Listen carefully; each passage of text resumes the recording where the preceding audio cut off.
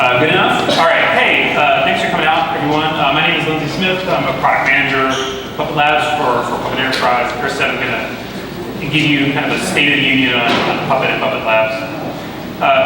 We always start this off with a poll, just so we know who does what do you know. How many? Just raise your hand and keep it up. How many people are using Puppet now?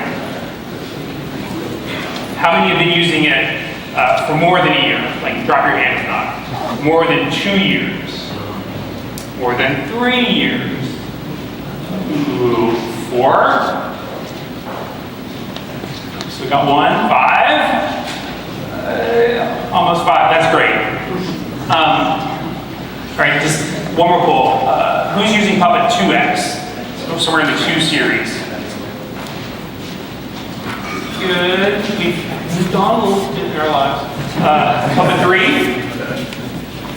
Yay. Thank you for moving on. Who's using Puppet Enterprise? Cool. Come to the light, people. Okay. So this is the famous old Chinese curse. These are the days of more servers, more services, higher expectations of the IT organization. And there's really no future in which IT is smaller or matters less. New apps, new services, get the new version in production. 9 months delay is too long. 3 months is too long to wait.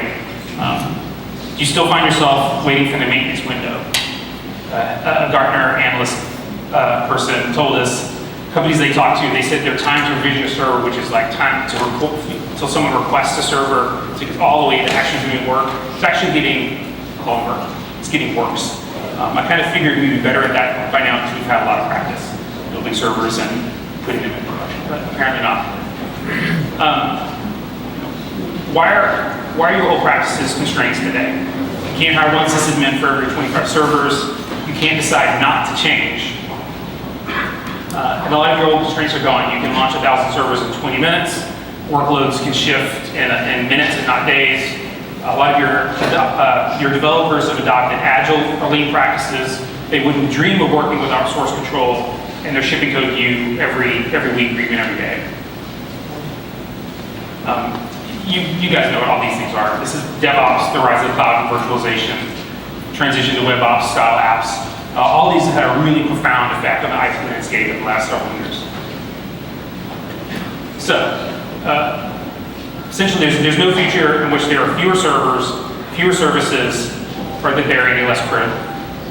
It's only going to get better or maybe worse, depending on how you define better or worse. Okay, so that kind of sets the table for why Puppet Labs matters. That's our goal, driving down the cost of technological change. Sometimes you phrase it, driving down the cost of technological change to 0. That'd be like the ultimate goal. So that's that. Now we'll talk a little bit about who and what we are. Puppet Labs was started about 8.5 years ago by Luke Canese, who's a sysadmin, kind of out of the fear that tools were never going to get any better. But there was hope that with widespread adoption of better practices, that would spur a new generation of tools and sysadmins. You usually find Puppet in data centers and in the cloud. We're primarily for servers, but lately we've expanded into network and storage devices. A couple of weeks ago, we announced a program called Puppet. Puppet supported with Cisco, Arista, Brocade, Cumulus, Dell, EMC, F5, Huawei, and NetApp. So the interesting things you can do and automate and the infrastructure as code you can apply to your servers, you're going to be able to apply that to network and storage. Because really what people care about is the application that comes out at the end. They care less about storage or top-of-rack network devices or servers or databases. They just want that thing that provides that application or service. You can also manage workstation laptops with Puppet, but that's a less common use case. We are growing rapidly. Luke has created a really great company, community, and culture around Puppet Labs, and the employees are extremely passionate about helping people succeed with Puppet. Hopefully, your interactions with people that work at Puppet have been like that. We hear that a lot, whether it's professional services or support or just anything. And we've grown in a lot of dimensions the last few years. The community is bigger than ever. There's more modules on the Forge. There's more demand for jobs with Puppet skills. We have more employees, and we have more customers. This is a really amazing and humbling list of people that are using. This might be Puppet Enterprise only, actually, so the list would probably be much larger. Just to pretty much any vertical that you can imagine, they're using Puppet. And something I've noticed is you can talk to someone about how they use Puppet, talk to them for an hour, never have any idea what their business actually does. So many companies have the exact same problems, whether you're Bank of America or Condé Nast or Hershey's or something like that. You all have tons of servers, they all have the same problems, and then we can help. So this is also interesting when I try to explain to my parents what we do, because they've actually heard us do this. So, we talked about why a solution like Puppet is mandatory now, who we are, some of the people using it today. I'll talk a little bit about how Puppet kind of solves for server management and automation. This is an example of Puppet code. It's pretty easy to understand. It should be kind of apparent what this does. It's managing SSH, making sure the package is there, make sure it's running, and we're also managing the configuration. This is something you can pass to your auditor. You can execute this directly. A lot of people call Puppet code as executable documentation. Like I said, easy to get started and get real work done, but the language is flexible enough so that you can do custom or complex operations and advanced tasks with programming language like constructs. The Puppet language is just one aspect of the solution. It lets you define how your systems should be, and that text is reusable infrastructure as code. It's a very powerful kind of capability. You can put that in version control. You can roll it back. You know who made what change and when. You can test it. You can do continuous integration on it. You can promote it just the same way that your developers probably want to do with their code as it moves towards production. So once you define how you want your system to be, Puppet has a really interesting and unique capability that can actually simulate change. If you've got some Puppet code, it will take that and look at a machine and say, well, I would have changed this and this, and I would have left these other 12 things alone because they're as you want them to be. So it'll give you that before you deploy change, you can kind of assess, what your code actually would do. And then the third step is you can have Puppet enforce that, and it'll actually go back and make those changes on your behalf. And finally, it reports back and says, these are the things that I saw. These 12 things were as they should have been. These 2 things weren't, and I changed them from 1024 to 2048 or whatever it is. That was a kind of broad strokes view of the Puppet model. This is kind of actually how it achieves that in a Puppet run. So you've got a node that's managed. It works with a Puppet master. It centralizes a lot of information. And the node, first thing the node does is it provides a bunch of facts. I'm Red Hat version 6, 64-bit, got this much RAM, a bunch of technical details about the machine. And it also includes your own custom things. I'm in the West Coast data center, I'm an app server, I'm for app food, that sort of thing. So with that set of facts and the Puppet code that's on the master can compile what's called a catalog. It has everything that node needs to know. It needs to have on hand to figure out what its desired state is. So the node takes the catalog, figures out, I look like this, I'm supposed to look like this, is there any delta? If there's a delta, go and change it to the way I should be, and then it reports back to the Puppet master, and you can even push it on to something else if you want to. So that's kind of the life cycle of just a single Puppet run. And kind of taking moving on just a little bit more, this is kind of how a Puppet deployment might look like. So starting kind of low to high, you've got a bunch of servers. Each server has a Puppet agent running on it. It could be, doesn't matter what the role of the server is, web server, app server, database, whatever. Could run on pretty much anything, bare metal, virtual machines, cloud, broad OS support, Red Hat, CentOS, Ubuntu, Debian, SLES, SUSE, Windows, all kinds of Windowses, AIX, Solaris. That's mostly the PE on open source. You can run on Raspberry Pi, all kinds of crazy stuff. So you have a bunch of agents, Puppet agents running on your servers. They communicate with the master. It's based on the Puppet open source master platform. And then in Puppet Enterprise, there's additional things kind of layered on top of that. You're reporting as a web user interface and workflows. There's a ton of content that you can get from the Puppet Forge. And there's also some administrative and security and role-based access control built into the console. So, talked about kind of the Puppet approach. Let's talk a little bit about how you can actually adopt it if you haven't already. There's really two ways you can make Puppet work for you. That's Puppet open source, Puppet Enterprise. They solve the same problems. But I think you're missing the point if you think that it's the free one versus the paid one. Which you adopt says more about your organizational character and how you choose to invest. Because if you're going this path, if you're going to start doing configuration management, you're making an investment. And the choice is really, do you invest in your personnel, learning about individual Puppet components, wiring them together into a bespoke solution, dealing with that sort of thing, or you can kind of skip past that with Puppet Enterprise and just kind of like get straight to actually solving problems.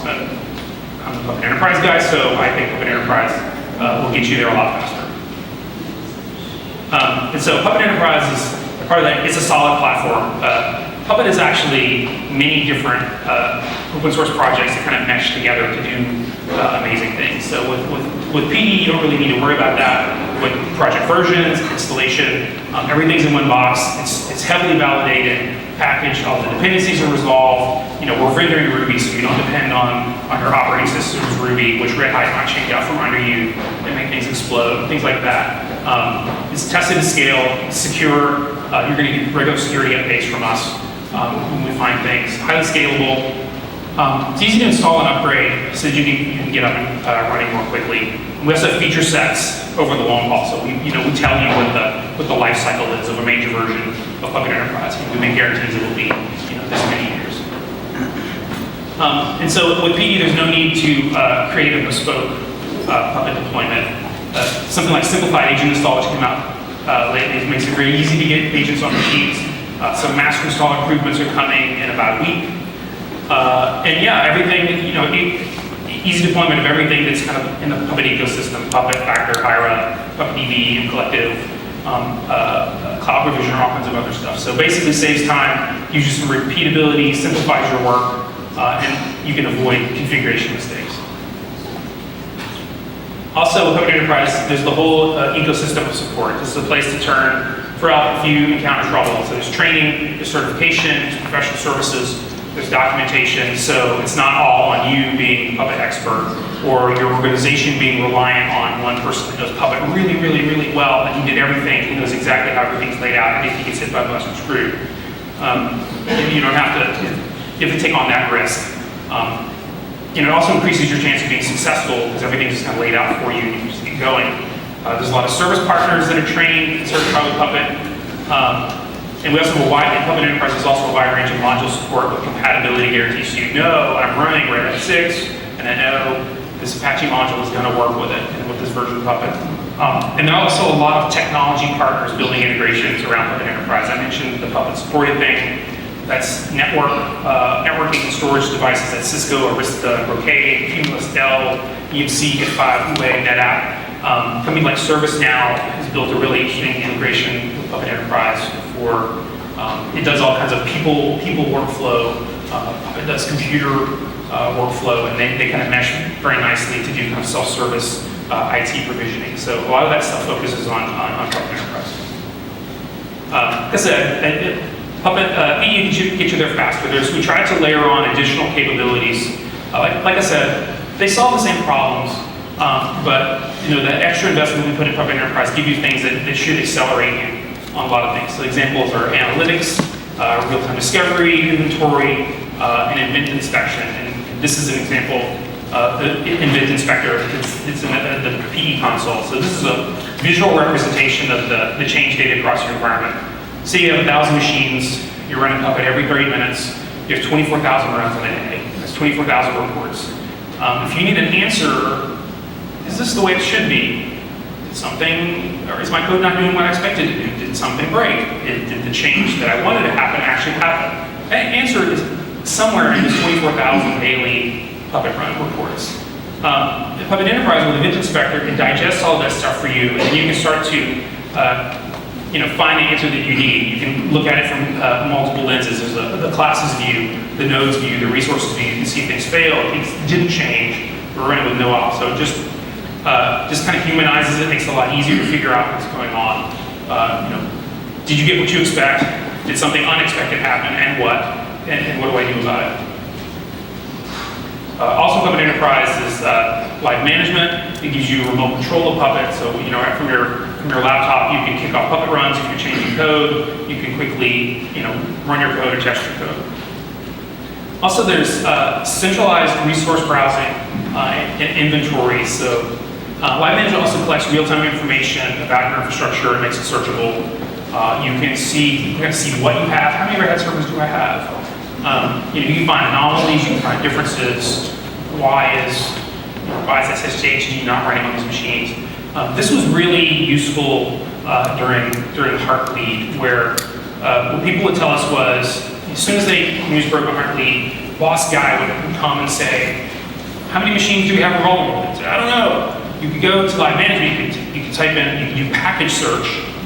Package on there. You can do a packet search, find what machines have a vulnerable version of OpenSSH. You go back to the boss and say, this is how many machines we have are vulnerable, and then you got a punch list to work with. And so you go and change your Puppet code, ensure, OpenSSH server version, whatever is not vulnerable, run it on Puppet, or have Puppet run, changes all the versions on all those machines, go back to live management, search for OpenSSH versions again. You can go back to your boss and say, look, we have no machines that are vulnerable to Heartbleed anymore. People are literally doing this in minutes. It's super, super, super useful to have that kind of centralized information kind of at your fingertips. Also, there's in Puppet Enterprise, there's cloud provision. There's a command line tool for provisioning cloud instances. In PE, there's VMware, Google Cloud support. Going to get some virtual machines up and going pretty quickly. And also, something we've learned from customers is a lot of people that adopt Puppet originally in an organization are infrastructure sysadmins. They have responsibilities for tons of machines. They have root access on all those machines.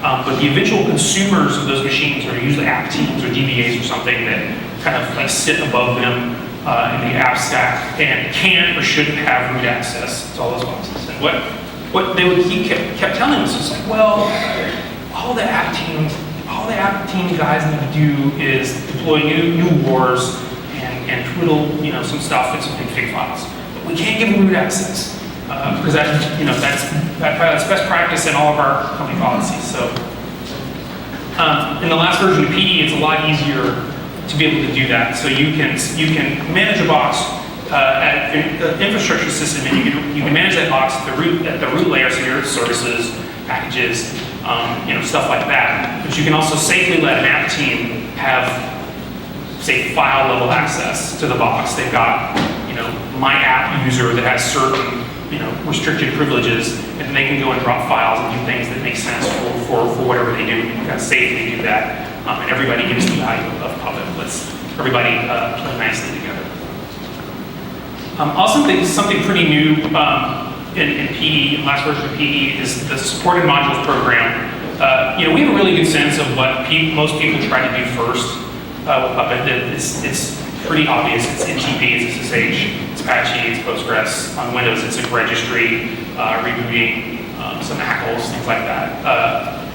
So our goal was we wanted to give people content that they could grab instantly, get real stuff done, not have to write code, and we knew we could make quality guarantees around it. So that's what supported content in Puppet Enterprise is. So there's a dozen and a half, maybe. The list continues to grow. You should be able to grab all of that stuff and just be off to the races. And we're going to continue to grow that really high quality content. Most of it developed by us, not all of us, but heavily tested, so that we can kind of make guarantees around it. And we want to continue to invest in the things that matter the most to people. So if you're like, WebSphere is the most, WebSphere dominates my life, let us know so that we know that that's one more person asking for WebSphere, and we can try to do something about that.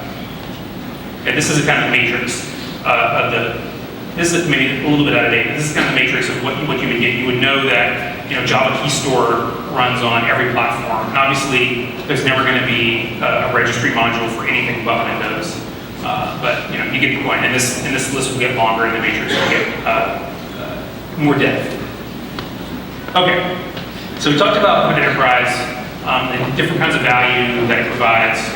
And like I said, it's not just a choice between free versus pay. Now I'll talk a little bit about why you might adopt Puppet open source and kind of how the FOSS program benefits everyone. We can't innovate very quickly and also promise 2 years of support on everything. We need room to make mistakes and try new things. An example of this was, I think earlier this year, they wanted to improve the way you can do iteration in the Puppet language. And we're like, okay, that's a good idea. We can do that, but how should we implement it in that language?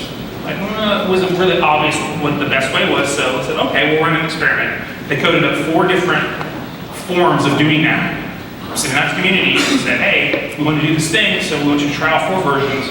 Whichever way of expressing that language makes sense to you, let us know.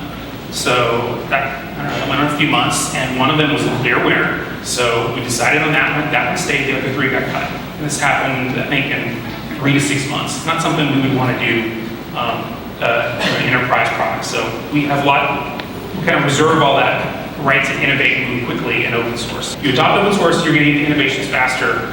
And as my colleague Eric Sorensen, who manages the Puppet open source, says, he says, life is fun at the bleeding edge. As you probably know, Puppet is actually several mesh components. Each one is highly configurable, and complete solutions are often total snowflakes. You can be very creative in how you wire them together. And if you have a truly unique use case, if you're a CERN and you're working on the Large Hadron Collider, and there's not other people in your vertical, as it were, you do need a unique deployment. So about Puppet itself and some of those other Puppet components is, obviously the core is the language itself. And kind of underlying that is this transactional system that has some really computer sciencey stuff that has some really interesting benefits. And the first one is that it's idempotent, and I really like to say the word idempotent.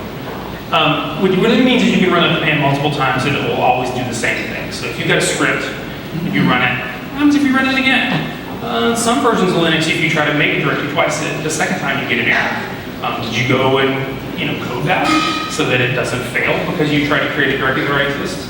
What happens when Red Hat goes from 6 to 7? Does that script still work? I don't know. Maybe. The guy who wrote it still work there? I don't know.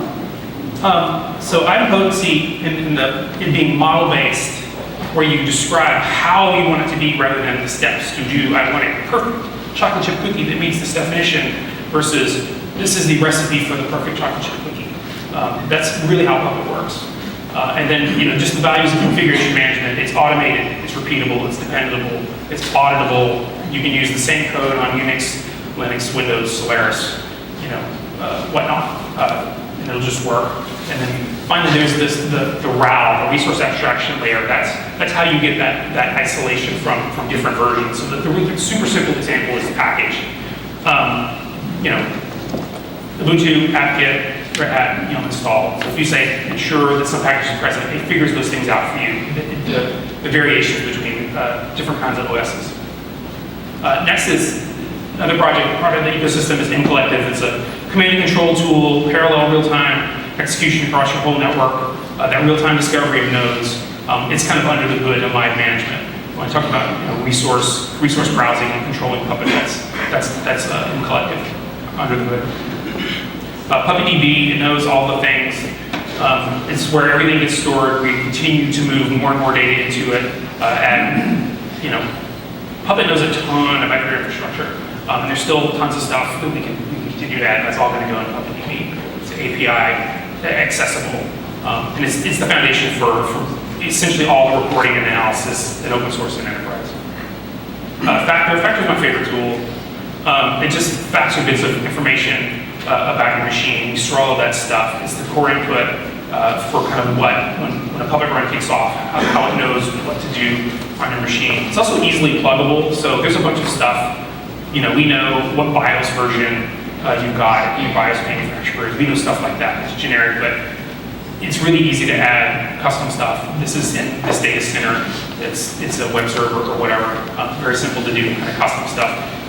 What's new, in fact, there are two things called structured facts. Previously, facts were just key value, very simplistic. So now you can do structured facts. You need to do, I think, like the classic example is the array of all your IP addresses or something like that. You can also do trusted facts where there's signs, so you know that someone hasn't manipulated them. So if you have concerns about trusting what agents are connecting, you can, with trusted facts, you can start to have some confidence.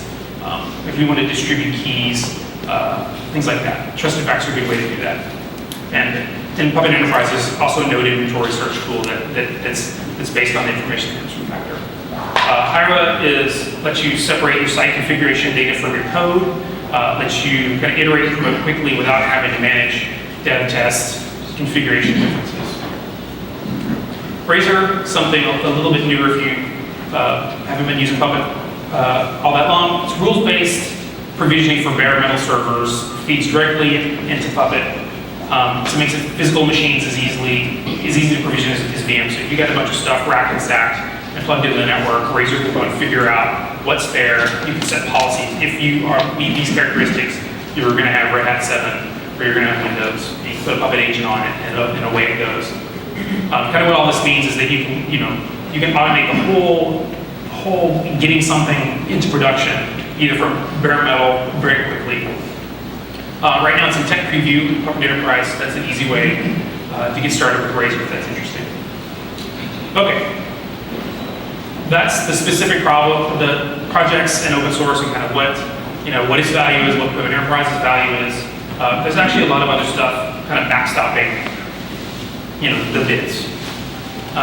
Kind of the main thing is Puppet Forge. This is the centerpiece of our content ecosystem. It's a place to get modules you need without writing the code. It's by the community, for the community. Tons of contributors, tons of content. I think thousands of modules at this point. We're trying to help you identify and use the best ones. Obviously, you can contribute your own modules. We have a lot of guidance about, module writing best practices, and also complements the supported module program for Puppet Enterprise. You are and can be a member of the community. Your presence here, marks you as part of the community.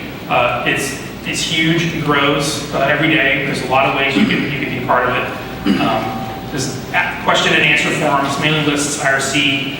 We have bug triage. You can contribute code. It's a Puppet Test Pilots program. You can contribute modules. You can contribute code to the Puppet projects or modules to the Forge. And also to get you as an individual started, there's tons of ways and places to get Puppet training. Find yourself in Argentina and not knowing enough Puppet, you're good. There's multiple courses and certifications available all around the world. So if you've been around the block a while and you have done Puppet training, this is a very recent change. That previously, I think it was Intro to Puppet was kind of one day thing where you didn't do a whole lot of actual coding, but Puppet Fundamentals was where you really started to learn Puppet code. Then there's Puppet Pro, and then there was like a certification. So this is what we've recognized is that there's actually, once you get beyond fundamentals, there's kind of a bifurcation. There's people that, I need to write types of providers. I'm going to be heads down. I'm going to be writing Puppet code most of the day. That's Puppet Practitioner. That class is for you. And there's another kind of person where we're going to adopt Puppet company-wide. We want to figure out how do we go and do that? How do we organize that? What's the workflows that we should be using? That's Puppet Architect. That's meant for you. Another thing we've heard loud and clear is that the people that are using Windows, they want something more and different. They're not always, handy with Vim or Linux. And frankly, the training had almost no Windows content at all. So they're coming in August. There's going to be a Windows-specific class. I think Puppet Fundamentals is still a requirement, but there'll be a specific class that talks about the things that are unique to managing Windows with Puppet. Yeah, and there's tons of online training. We make more of this every day. If you want to just learn a small bit, or just want to do it on your own time, one of the best ways to really get started is the Learning Puppet VM. All this comes out of our education department. It's all online. It's free. Do it at your own pace. This is something that's pretty near and dear to my heart. This is the Puppet Test Pilots program. Probably there's at least a couple. Is anybody actually in it now? Anyone? Woo! One smart person. If you really want to have an impact on what we actually build in the product, this is the way to do it. This is run by our user experience team. If we're interested in how do people use Active Directory, we'll send out a little email and we would ask you questions. Some of them lead to, we'll show you prototypes, we'll show you concepts, we'll ask you, do you have these problems, things like that. This is the most direct way to have visibility and impact on what we build. So Puppet Test Bot is for you can cool t-shirts. Sometimes there's gift cards and whatnot. So puppetlabs.com/PTP. PuppetConf is coming up. They're giving away a ticket in a few months in San Francisco. We would love to have you join us. This will be fun. Tons of sessions. The vast majority of our community members not employees. So just tons and tons to learn about any aspect of using or working with Puppet. If you work for a company, obviously you can be a sponsor. We'd love to have you as well. And we're always hiring for everything. If you do something, we'll probably hire. So if that's at all interesting to you, talk to one of us that's an employee. Check out the jobs board, and maybe we can connect you with someone. And that's it. So I'd love to take any questions you have. We may have a mic. Which gear is running again? I think I sprung that on her too. It's all right.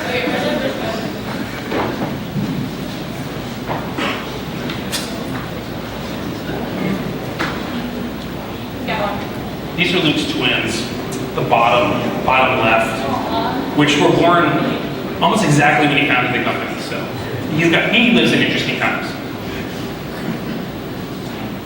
So in Puppet, is there a way to concat dependency across the nodes? Like I know you can concat dependency within the node. Can you extend that to, like, say that service is running on the server or not, depending on that? Can you configure the system? Yeah, I think there's some ways to do it. It's probably, I think everyone would want it to be a lot easier, where you can do something more like multi-node orchestration when the database is up, then do this other thing. So I think that there's some capability for it. So it's not just straightforward. It's like something. This is the supported by Is it like supported by Puppet Enterprise? Yeah. And just one more question. Once I have a manifest that is too big, suddenly if somebody wants to audit it, is there a way to export everything in a tabular form? What Puppet controls, stuff like that? You have a large manifest that you want to show to an auditor. Right. What do you want to export? You want to export all the configuration and stuff, seeing the manifest. Manifest is like like you have multiple files. Right, yeah. You have classes and stuff. The problem is that you have multiple files and you want to show them all at once. Yeah. Okay. Thank you so much, John Fenders. He actually knows the answers to questions. I'm just a talking.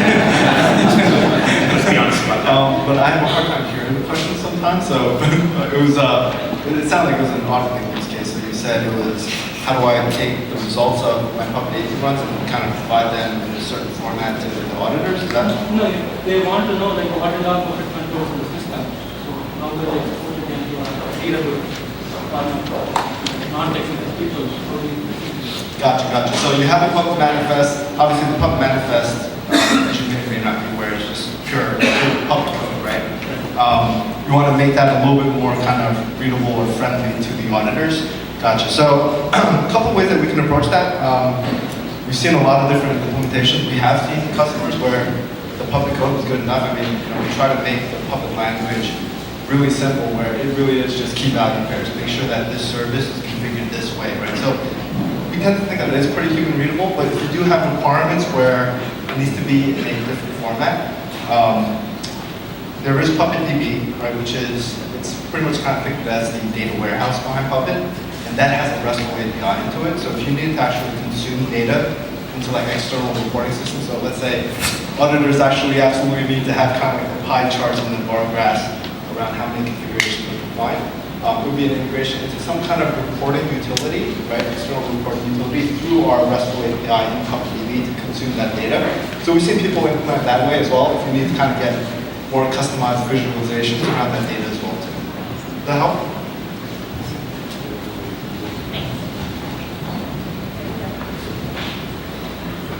Hi, I just started working for a mid-sized company, so I'll be responsible for implementing Puppet. For somebody who's new to Puppet, what would you recommend the starting point? Yeah, that's a great question. So where would you start from zero? I think the learning Puppet VM might be the very best starting place. It was download a virtual machine, run it in VirtualBox or VMware Fusion or something like that.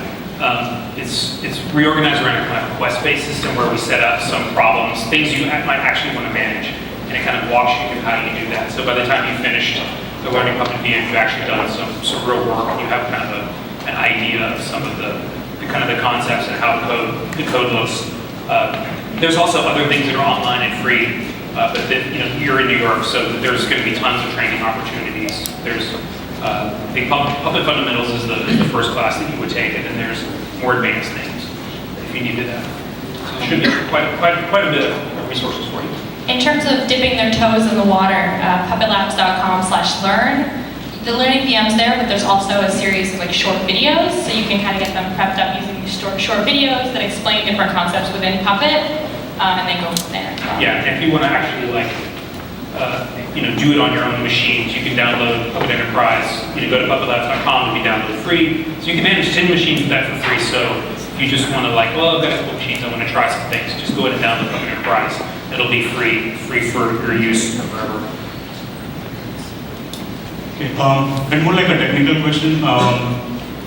Is there any way to know Puppet is done with a particular configuring a particular node? Is there an event that gets fired? For example, if from CloudFormation stack you're spinning off 10 Linux nodes and you're installing, say, Elasticsearch on it, is there any way to know all the 10 nodes are done by Puppet? Yeah, so short answer, yes. Right? In terms of just kind of common integrations, so you have the Puppet agent that's running on all the hosts, and by default we install it every 30 minutes to checking your infrastructure, making sure that all your resources are configured a certain way, right? We do have a mode within Puppet. It's called no-op mode, right? Just a fancy word for just don't do anything, right? So if you kind of have one of those environments where there's a lot of kind of change controls, and the change management policy says you cannot make any changes until there is actually some sort of review done by a change control board. What those customers will typically do is they'll run by default as no-op mode. So you can configure Puppet to run by default as no-op mode across all your infrastructure. Obviously, it's not going to do any work for you, but you're going to get a lot of information in terms of what configurations are not in compliance with what you declared within your Puppet manifest. So that no-op mode is a really good integration point where we can send the reporting of that no-op run to an external system. So when the Puppet agent checks in, the first thing that it gets is its catalog of how it should be configured. When Puppet agent is configured to run in no-op mode, it will tell you all the differences between that desired state and what the current state of that system is. But in no-op mode, it's not going to actually remediate or fix any of those changes, right? Now, when that Puppet agent run is done, the last thing that it actually does is that it sends reports to the Puppet master, right? And that Puppet master can have plugins for different systems. So you can actually, by default, when you install Puppet Enterprise, for example, you get reports in the console, but those plugins can be extensible to maybe send an email to someone, or maybe open a change ticket. So as long as that external system has some sort of programmatic interface, like an API, like a web services API that we can call out to, we can send that information about that no-op run, right, to that external system, like a change management system if you want to do that. That make sense? Excellent. Questions over here somewhere? We got a bunch from over there, so no pressure, folks. Here we go. Can you run multiple Puppet agents, one as root and one as non-root? Yes. In practice, you have to be careful that they're not managing the same thing. More questions? We see that mostly the code, options, modules, etc. is meant for non-Windows environments, right? When mostly the node universe, at least from the node perspective, the cloud perspective, is Windows. will that change in the future in terms of more development and more feature additions to the Windows environment? Yeah, so the question is about Windows, and yeah, like last numbers I saw, it's almost still 50% of the corporate data center. From the Puppet Labs perspective, I mean, we invest heavily in Windows. The team is bigger than it ever is. If you've ever used Chocolatey Package Manager for Windows, which brings Windows sort of out of the 90s into 2014. We hired the guy that wrote that. We invest heavily in like the Windows agent. There's a lot of, many of the supported modules are for Windows, and we pay very close attention to that. We want to build that out. So, which is a different question from the Forge, because that's all the community. We have less control over who's making what modules for what. But for the things that we can control directly, Windows is extremely important to us. I mean, I'd love to talk to you, afterwards if you have like specific things. We had a podcast on Windows last week too, if you listen to Public Podcasts. Other questions?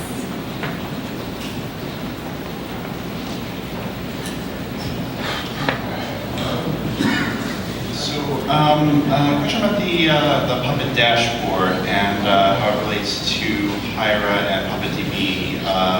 My impression is that it generally doesn't. Is that Puppet dashboard gives you a nice graphical way of specifying parameters for nodes and giving reports, but both of its methods are being undercut by Hyra and Puppetdb, with which the dashboard really integrates. I'm wondering what the direction that might be going forward.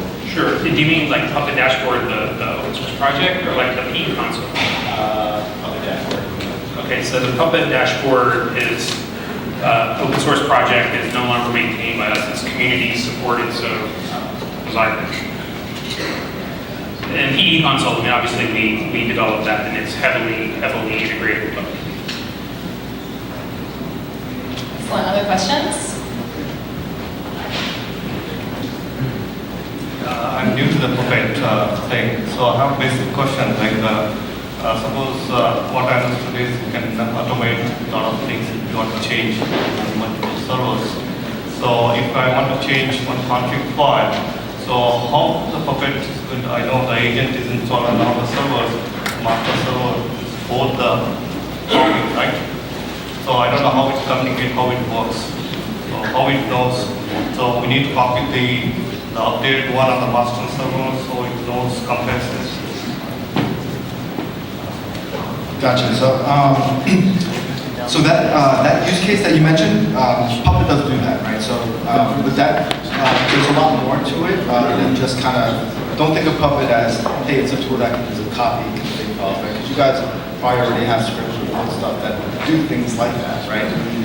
So the basic use case of a golden copy of some config file, I just need to make sure that it's on there for 1,000 servers or 10,000 servers. Well, Puppet can do that, but it is a rather simplistic use case. There is a lot more sophistication built into Puppet because you're going to find use cases where you may need a little bit more sophistication, right? Because if you have 10,000 nodes, they might not have all the same config files. Maybe they should have the same config file, right? So maybe you have 333 development, 333 test, and then my maps are all 334 in production. There might be differences in configuration. Maybe like Java, for example, may be different, right? Those are differences that should happen, right? So that kind of the basic use case is just kind of making sure that this one config file, static config file, gets replicated. Puppet can do that, but there's a lot more to it. If you want to do dynamic template creation of a config file, so maybe there are certain variables inside of this config file that should change based off of environment or data center location or whatever property you want. Puppet is really good at those types of scenarios as well. We don't even need to manage config files as well, right? So later on when we kind of go through some of the technology, you're going to find that it's not just about config files. Sometimes you need to manage things that aren't expressed in config files. I need to make sure that this service is always running. Like that's not something that you can check in a config file. Like that is real-time state information from that host. So Puppet can do things like that, like make sure that the service is always up and running, right? So, a lot of ways to kind of slice and dice configuration management. I mean, we kind of see, we look at Puppet as solving a broader problem of configuration manager, which is not always tied to just kind of simple file management and so on. Does that make sense? One last question. Anyone in the middle? We haven't had anyone in the middle. Oh, the back.